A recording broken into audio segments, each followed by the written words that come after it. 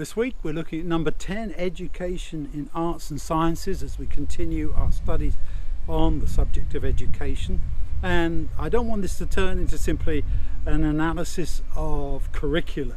What do we do in the arts, what do we do in the sciences, and how do we combine them, and all the rest of that. No, I want to think a little deeper.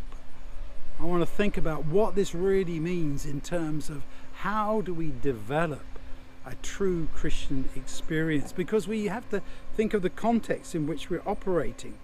This is from Romans 1:18 to 21 in our material from this time.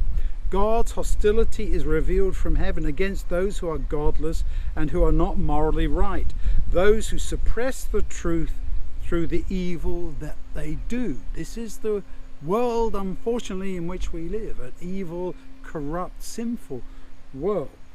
What can be known about God is obvious, Paul writes. You look around, look at nature all around us. It should be obvious because he has made it very clear to them. Ever since the creation of the world, the invisible aspects of God, his eternal power and divinity, are clearly visible in what he has made, which is why the study of the natural world is so important, whether it's arts or science. Let's look around, not simply looking at what human beings have made, but looking at what God has made, the beauty of nature in art, and studying it scientifically.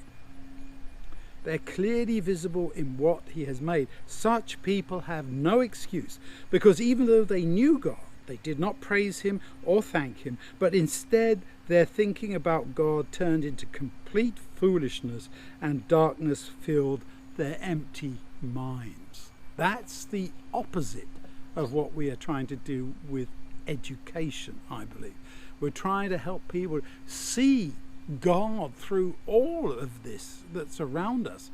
And so let's not just simply say, well, we're studying this particular art form in this particular century, or we're studying this scientific aspect as part of the scientific revolution, or whatever it might be. Let's try and expand it out. We have an idea, a principle of teaching God through every subject, but sometimes people say, well, that's so hard. How do you teach God in mathematics? Well, he made those rules, and they're rules which are natural, because that's how mathematics works. 2 + 2 always does equal 4, because not simply because God said so, but that's an intrinsic aspect of his creation. When you look at the vast universe, or even the opposite way, look at all the subatomic particles, you see a way in which God has made things. And there's some very, very interesting aspects as we start studying. This universe is one in which we can exist. Some people say, well, that's the only one that we could exist in, so you can't learn anything from that. I think it's because God made it this way so that we could exist, certainly on this planet. And as we think about that from a scientific perspective, Fred Hoyle, the former astronomer royal over there in England, said it looks like someone monkeyed with the physics. And I like that line. Someone monkeyed with the physics. In other words, made it just so that things can work out.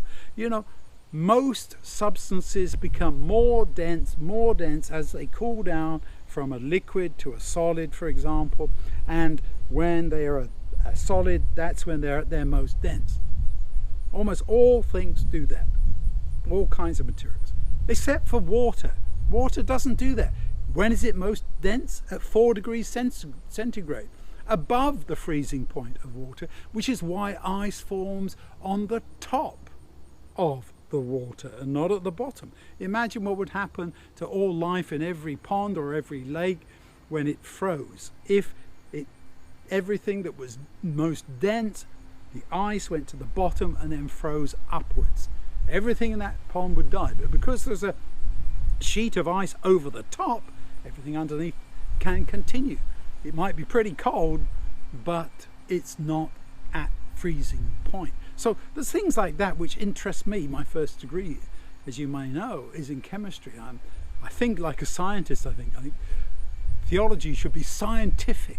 We should operate from things that make sense and extrapolate. It should be logical. And as we think about arts and science as we think of all this wonderful creation around us, let's educate in that way, helping people to understand about the Creator who is behind all of this.